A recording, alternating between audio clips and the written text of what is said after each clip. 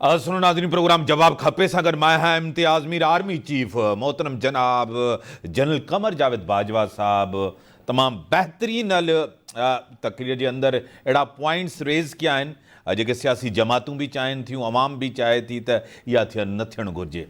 फ़ौज आइंदा सियासत में मुदाख़लत न कंदी, वॾो अहम स्टेटमेंट आहे। ऐं उन सां गॾु बैरूनी साजिश जो जाली झूठा बयानिया बनाकर हैजान बर्पा किया, यानी कि साइफ़र जेको बयानियो हुयो इन सां हिकिड़ी वॾी तकलीफ़, यानी कि हिकिड़ो अहिड़ी शइ पैदा कई वई बिला वजह जेको आहे मुल्क जे अंदरि। जनरल कमर जावेद बाजवा साहब इहा शइ बि तव्हांजे साम्हूं रखी आहे ऐं उन सां गॾु केतिरियूं शयूं आहिनि जंहिं ते डिस्कस थी आहे। असांखे टेलीफोन लाइन ते जॉइन कयो आहे सीनियर रहनुमा, सीनियर सियासतदान ऐं प्रेसिडेंट रही चुका आहिनि, वज़ीर रही चुका आहिनि, MP रही चुका आहिनि, मोहतरम जनाब अली मदद जदक साहब मूंसां गॾु आहिनि। सर, तव्हांखे वेलकम चऊं था पंहिंजे प्रोग्राम में। Thank U sir, thank U. Sir, army chief अॼु चयो त जाली जेको बयानियो बनायो वियो बैरूनी साज़िश जो, उन जे हवाले सां चए बिला वजह हिकिड़ी अफ़रा तफ़री पैदा कई वई, हैजान पैदा कयो वियो मुल्क जे अंदरि, छा चवंदो? बिस्मिल्लाहिर्रहमानिर्रहीम। सब खां पहिरीं तुंहिंजो महिरबानी, तुंहिंजो चैनल जो।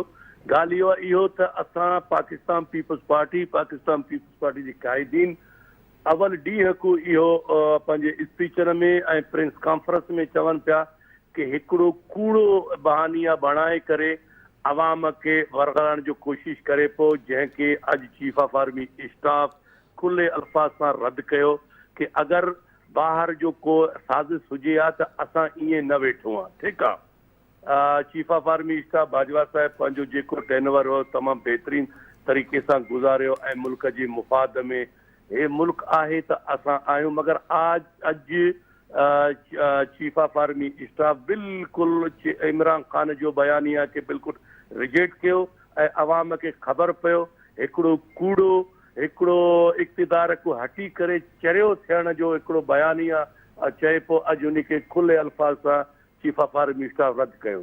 ठीकु आहे सर, तव्हांखे पाण ख़बर आहे त इमरान खान अॼु हिकिड़ी ॿी अहिड़ी शइ चई आहे त वज़ीर आज़म यानी कि वज़ीर आज़म खां हटी करे, जीअं त वज़ीर आज़म पाण मुशावरत कई नवाज़ शरीफ़ सां, पंहिंजे वॾे भाउ सां पार्टी क़यादत तो, त अॼु इमरान खान चए थो सदर आरिफ अलवी वटि जेकी बि समरी आई आर्मी चीफ जे हवाले सां उहो मूंसां मुशावरत कंदो।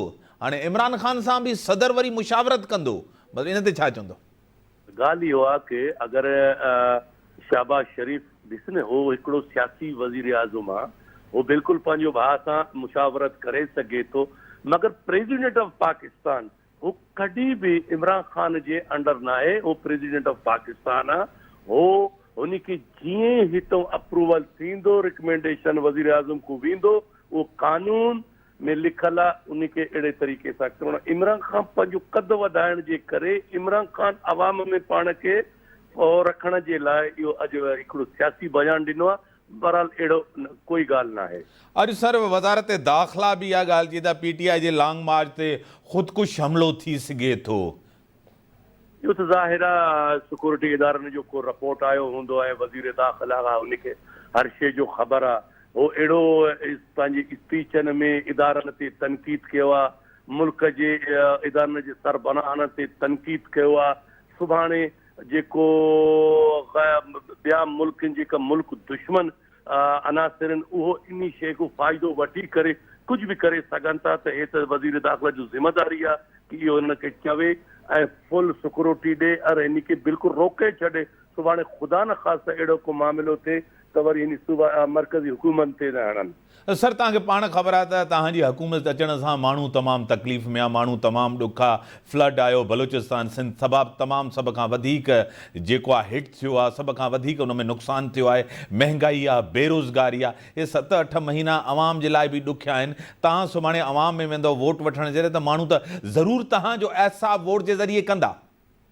इन में कोई शक न आहे। बिल्कुलु असल में जेको नओं हुकूमत बनण में हिकिड़ो अवाम जो उम्मीद हो, पर उन ते पूरो न उतरियो।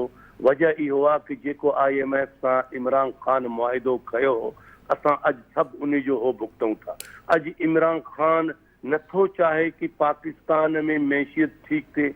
पाकिस्तान में पाण ॾिसो था डॉलर काथे वियो, वरी वज़ीर ख़ज़ाना अची करे थोरो डॉलर ते कंट्रोल कयो, मगर इमरान खान अञा 7 महीने हिननि खे टिकण छॾे नथो त मुल्क जो मैशियत ठीक थिए, मुल्क में बेरोज़गारी ख़तम थिए, मुल्क में जेको महांगाई इहो ख़तम थिए। इन में तव्हां पाण ॾिसो था कि वज़ीर इन हुकूमत खे कोई टिकण छॾे नथो।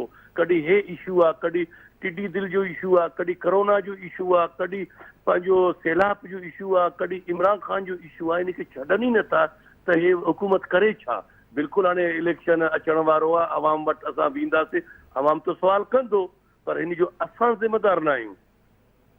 वॾी महिरबानी मोहतरम जनाब अली मदद जज साहब जो पॉइंट ऑफ व्यू तव्हांजे साम्हूं आहे। टेलीलाइन पे ज्वाइन किया है मोहतरम जनाब जनरल रिटायर मोइनुद्दीन हैदर साहब, साबिक गवर्नर सिंध हैं और पाकिस्तान की एक मारूफ शख्सियत हैं। मोहतरम जनाब आपको वेलकम करता हूँ अपने शो में। शुक्रिया सर, आज army chief general Qamar Javed Bajwa साहब ने एक ज़बरदस्त बातें की जो आवाम सुनना चाहती थी। फ़ौज आइंदा सियासत में मुदाखलत नहीं करेगी, क्या कहेंगे सर? जी हाँ, ये तो काफी महीनों से कह रहे हैं और उन्होंने कहा हमने फैसला किया है एज ए अदारा, मतलब फौज के सीनियर ऑफिसर जो मुशावरत करते, कोर कमांडर कॉन्फ्रेंस जो होती है हर महीने, सही सर, और साल में एक दफा जो होती है वो सारे जनरलों की जो फॉर्मेशन कमांडर कॉन्फ्रेंस कराती है। तो अगर उसके अंदर ये बातें तय पाई है तो इसका मतलब कि इसके पीछे अदारे का ये फैसला है कि फौज जो है वो अपने आप को वो सियासत से पीछे हटाना चाहती है और सियासतदानों पे मुल्क को चलाने की जिम्मेदारी डालना चाहती है। इस फैसले से सियासतदानों पर बहुत जिम्मेदारी का बोझ आ जाएगा सही, और उनको बहुत जिम्मेदारी के साथ अपना काम करना पड़ेगा। फिर अवाम की तवक्कुआत उनके साथ हो जाएंगी और फिर ये कोई नहीं कह सकेगा कि जी हमें तो काम नहीं करने दिया, लोगों ने दखल अंदाजी की इसलिए हम डिलीवर नहीं कर सके और इसलिए अवाम को रिलीफ न दे सके, सस्ती बिजली न कर सके, महंगाई कम न कर सके, फिर वो ये नहीं कह सकेंगे। सर, आर्मी चीफ साहब ने आज एक और भी बात बड़ी अहम की है कि मुल्क में हैजान पैदा किया गया, बर्पा किया गया बैरूनी साजिश का जाली झूठा बयानिया बनाकर, यानी कि साइफर से मुल्क को नुकसान हुआ, अवाम के अंदर एक हैजान बर्पा किया गया। ये बात बिल्कुल सही है। पिछले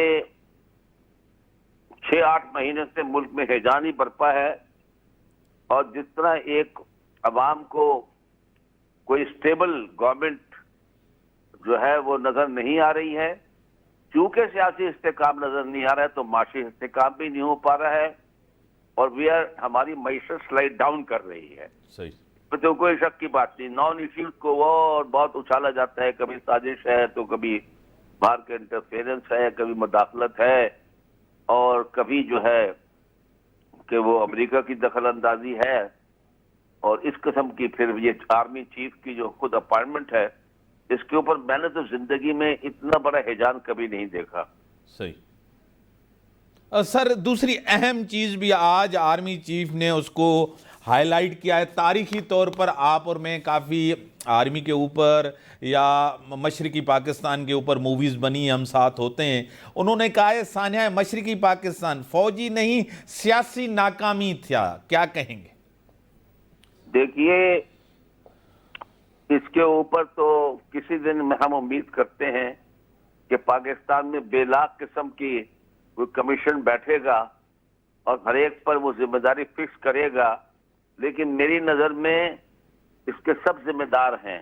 सही। जिम्मेदारी फौज पर भी आती है, सियासतदानों पर भी आती है जिन्होंने मशरकी पाकिस्तान में अपनी पार्टियों की जड़ें नहीं फैलाई और एक भी आदमी अपना ईस्ट पाकिस्तान में कोई मगरबी पाकिस्तान की पार्टी सीट न जीत सकी। और इसी तरह मुजीबुर रहमान साहब के जो कोई थे जो अवामी लीग, उसका एक भी आदमी मगरबी पाकिस्तान में सीट न जीत सका। तो इस किस्म की बहुत सी बातें, जब ये अगर कोई कमीशन बैठेगा और इंसाफ के साथ रिसर्च करने के बाद ये तमाम चीजें सामने लाएगा तो पता चलेगा कौन कौन कितना जिम्मेदार है, सियासतदान कितने हैं और शेख मुजीबुर रहमान अवाम कितने हैं और उसके बाद हिंदुस्तान का क्या रोल रहा है। अगर हिंदुस्तान हमला ना करता तो वहां तो अमन कायम हो चुका था काफी हद तक, चलो खून खराबे के बाद, लेकिन अमन तो कायम था।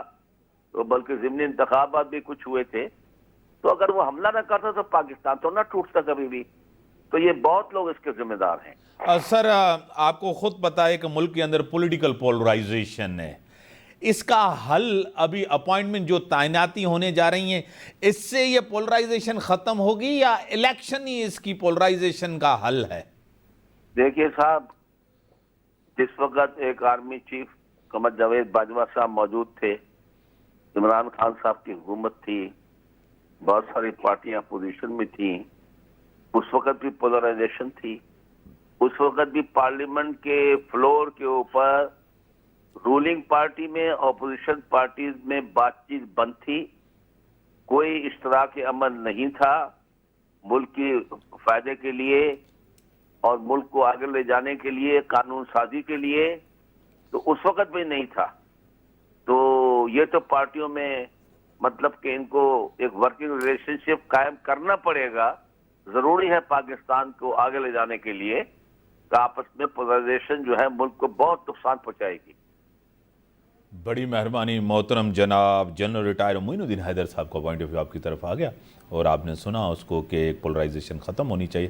بریک جو ٹائم تھا بریک